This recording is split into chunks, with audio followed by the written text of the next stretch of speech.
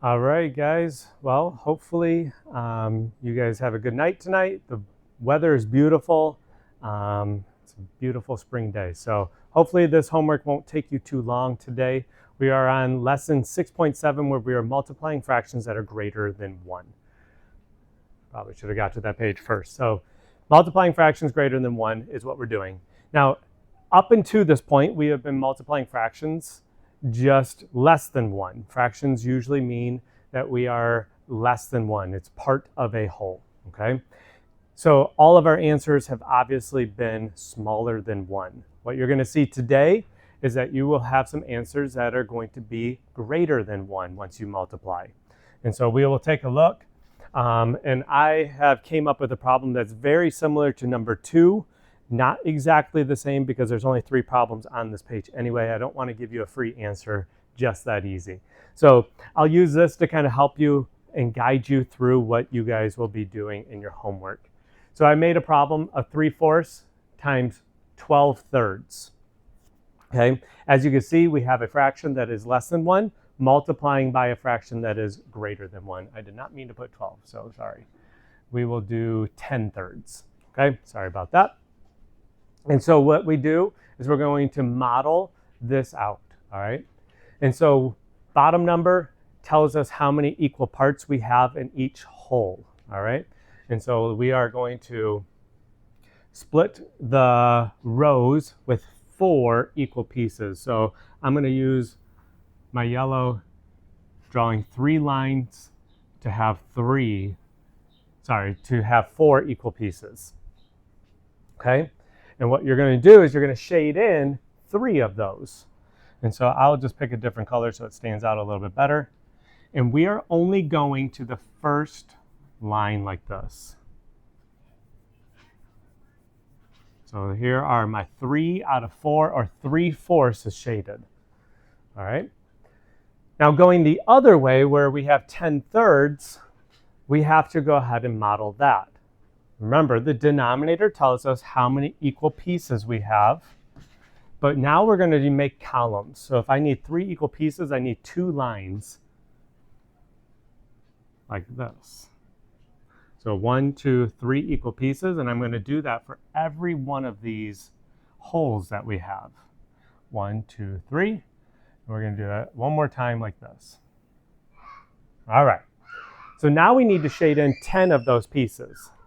Okay, and so what we have already shaded is 3 of them. We need to have 10 of them. So this would be 4, 5, 6, 7, 8, 9, and I messed up. I should have drew another hole. So let me go ahead and do that.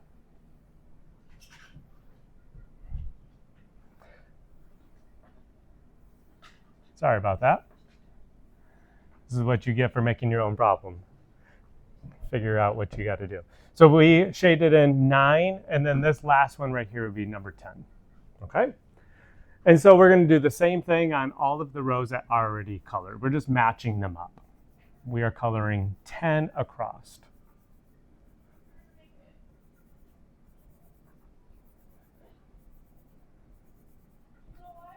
All right. So what we have done is made 3/4 on the side. I could label it 3/4 on the side here, 3 out of the 4 equal pieces. And then up top, we have put 10/3. 10 shaded pieces for every 3 pieces in my whole, 10/3. Okay, now we could go ahead and answer this question. And I'm going to rewrite it down here just so you guys could see it a little bit more clear. Okay. And so I would just multiply these numbers across. 3 times 10, which is 30. And if you counted how many equal pieces we have shaded in, it would be 30. Then we are going to multiply 4 times 3, which is 12.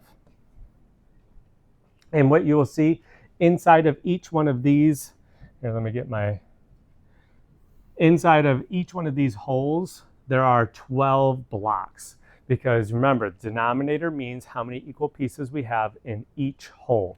And so there are 12 pieces in that hole, okay?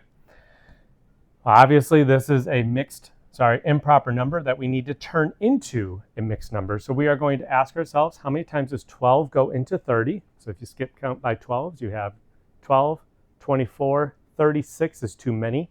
Put that one away. There are 2 times that 12 goes into 30. 2 times 12 is 24, but I had 30 of those pieces, so I would do 30 minus those 24 pieces. I have 6 left over. And then my denominator just stays the same as a 12. I would accept this, but I am trying to get these students to start recognizing where things can be simplified. And when we are simplifying, we are truly just dividing by a common factor.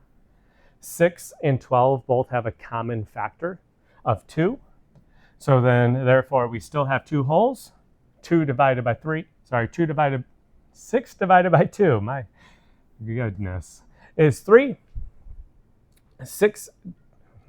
12 divided by 2 is 6. And we would still see that there is another common factor, 3. So then, therefore, we could divide the top and bottom by 3. And our final answer would be 2 1/2. So going back to the problem that we started off with, is 3/4 times 10/3. We would eventually find that it is equal to 2 1/2. Okay, so first you got to make your partitions to fit the problem, draw your model out to kind of help with your problem, and then you would obviously just have to count all of these squares or do some multiplication. Hopefully that helps, guys. I will post this on YouTube and have any questions for me tomorrow. All right, have a great night.